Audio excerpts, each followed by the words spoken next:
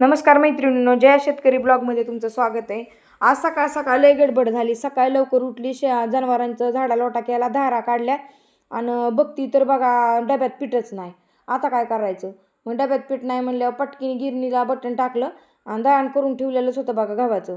पटकन दळायला लावलं गिरणीला आणि म्हणलं आता पटकन दळून घ्यावा.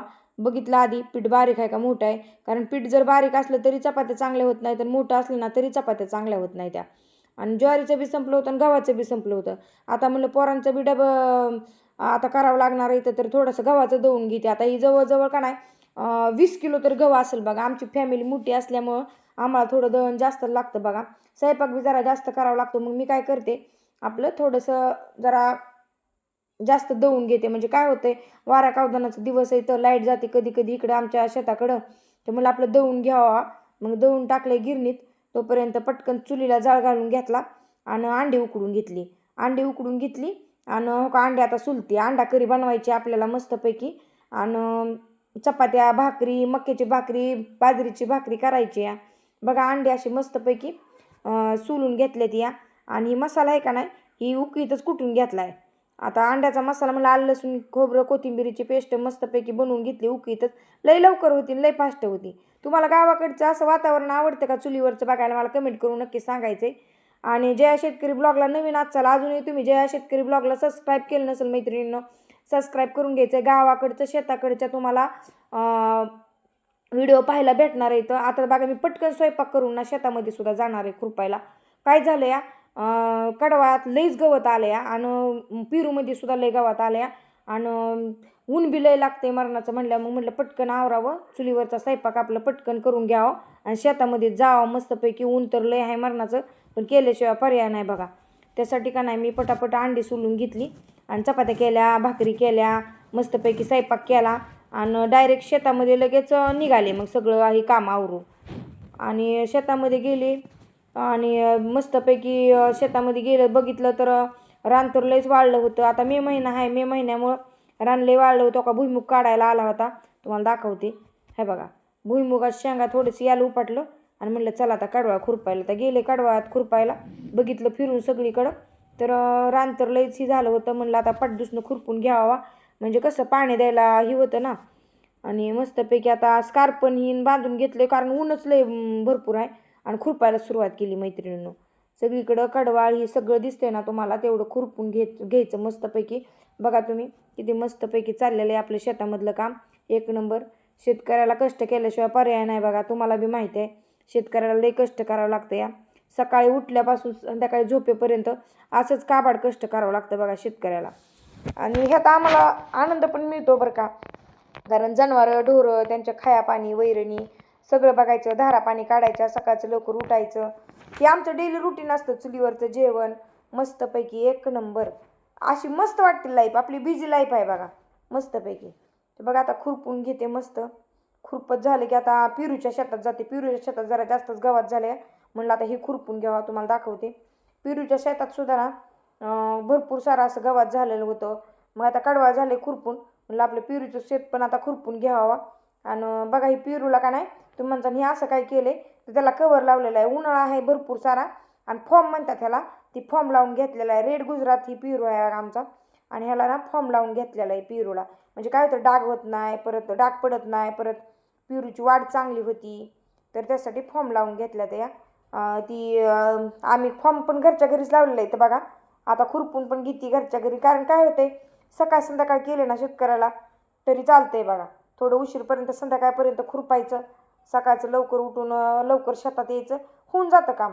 लय वेळ लागत नाही मैत्रिणींनो. आणि भरपूर सारा तुम्हाला सांगते लय गवत आले बघा, तुम्हाला दिसतच असन.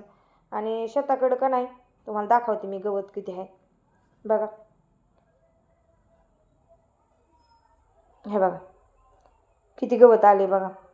मग आता खुरपल्याशिवाय पर्याय नाही, तर काय होतं ह्या गवतावची आळी ना त्या पिरूला लागते या आणि मग पिरू खराब होतात या.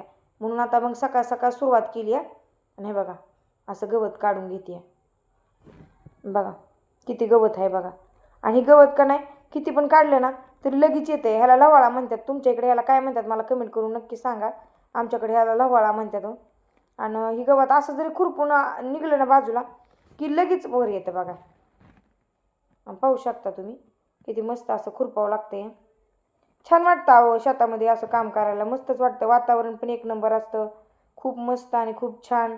बघा हे वातावरण, हे एरिया किती भारी दिसतोय बघा बरं, हिरवागार असा मस्त झालेला. एक नंबर वाटतं, एक नंबर. मन असं प्रसन्न होते ना बघून सुद्धा. ही सुद्धा शेत मी सगळं खुरपून घेतलेलं आहे. ही ज्वारीचं शेत आहे बघा, ही सगळं आधी खुरपलेलं आहे. आणि ज्वारीचं शेत झालं का नाही की मग परत पेरू खुरपून घेतला. आज एवढं सकाळपासूनचं काम होतं. मी स्वयंपाक केला चुलीवरचा, जनावरांढोरांचं करून सगळं करून शेतामध्ये आले. ज्वारीचं शेत खुरपलं, नंतर परत पेरूचं शेत खुरपलं. आता भरपूर असं काम झालं आहे, तरी पण थोडंसं इकडं राहिलं आहे. मग ते पण घेते जरा खुरपून.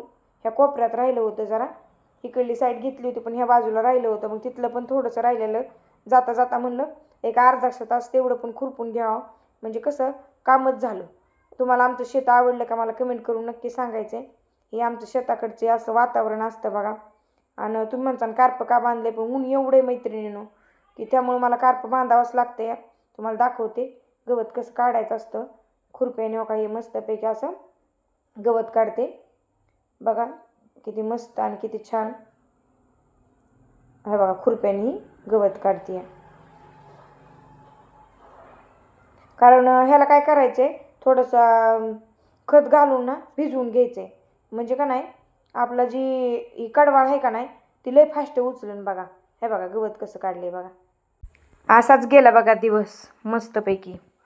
आमच्या शेतकऱ्याची अशीच लाईफ असते. तुम्हाला आवडेल का आमच्या शेतकऱ्याची लाईफ बघायला सांगा. शेतकरी चॅनलला जर तुम्ही जॉईन केलं नसेल, सबस्क्राईब केलं नसेल तर नक्की सबस्क्राईब करून घ्या. आणि गावाकडचं जीवन तुम्ही नक्कीच बघायला विसरू नका.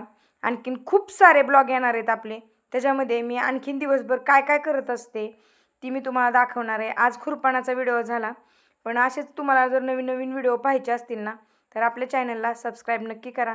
आणि खूप छान खूप मस्त असं मी आज ना खुरपणाचा व्हिडिओ टाकला आहे आणि खूप छान खुरपून घेतलं आहे शेत सगळं. मस्त वाटतं आहे मला एकदमच. कारण काय झाले, खूप दिवसाचं राहिलं होती गवत काढायचं. आणि आपल्या चॅनलला नक्की सबस्क्राईब करायचं आहे. खूप छान आणि खूप मस्त. आज पेरूचं शेत बघितलं, ज्वारी बघितली. आता इथून पुढं तुम्हाला आणखीन डाळिंबाचं शेत दाखवते, आंब्याची झाडं दाखवते, लिंबूनी आहे ते दाखवते. तर आपल्या चॅनलला सबस्क्राईब नक्की करा. आणि बघा ही आमच्या शेतामध्ये असा ऊस आलेला आहे मध्येच, आता त्याला काढून टाकायचं आहे बरं का. आणि बघा किती मस्त